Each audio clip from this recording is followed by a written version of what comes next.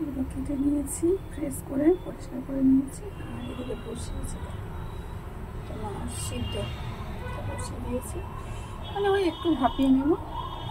আর এটাও কেটে নিয়েছি, ভাপিয়ে নিয়ে তারপরে স্টার্ট করে দেবো। দেখো চিংড়িগুলোতে দিয়েছি, নুন দিয়েছি, এই যে নুন দিয়েছি, আর হলুদ আর একটু গুঁড়ো লঙ্কা দিয়েছি, দিয়ে ভালো করে মেখে নেব।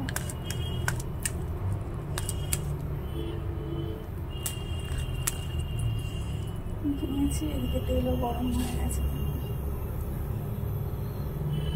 এবার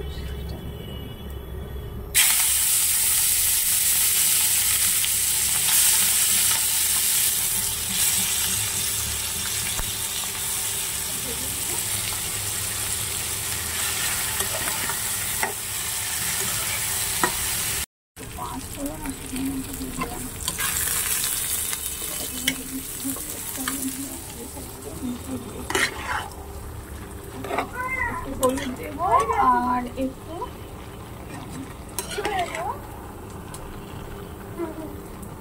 কটা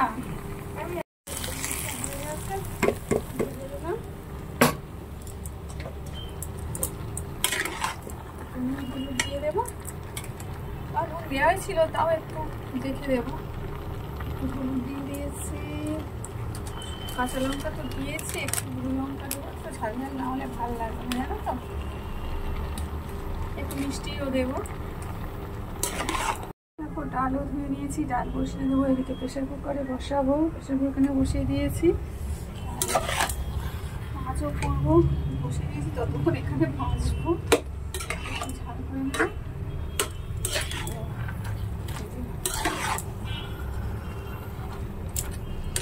শাক দিয়ে শাকও অ্যাড করেছি, আলু দিয়ে চিংড়ি দিয়ে হয়ে এসছে। শাকটা দিয়ে দিয়েছি, দেবো একটু গুঁড়ো মশলা ছড়িয়ে। গুঁড়ো মশলা তো পুড়েই রাখি, তো ভেজানো এই গুঁড়ো মশলাটা ছড়িয়ে দেবো।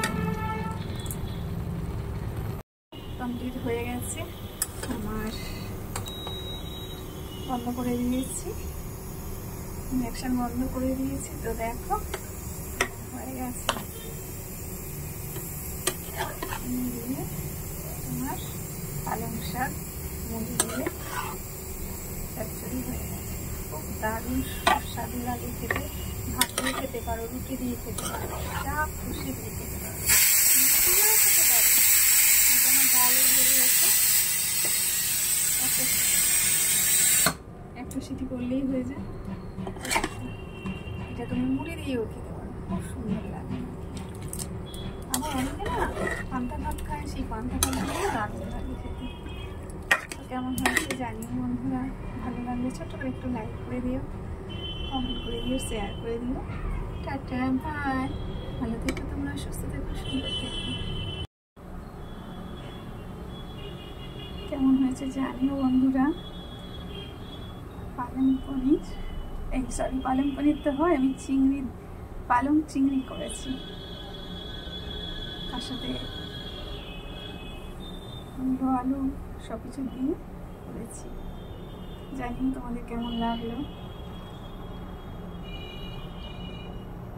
আর জানলে আমি আরও উৎসাহ পাবো নতুন নতুন রান্না করতে পারো। তো চলো।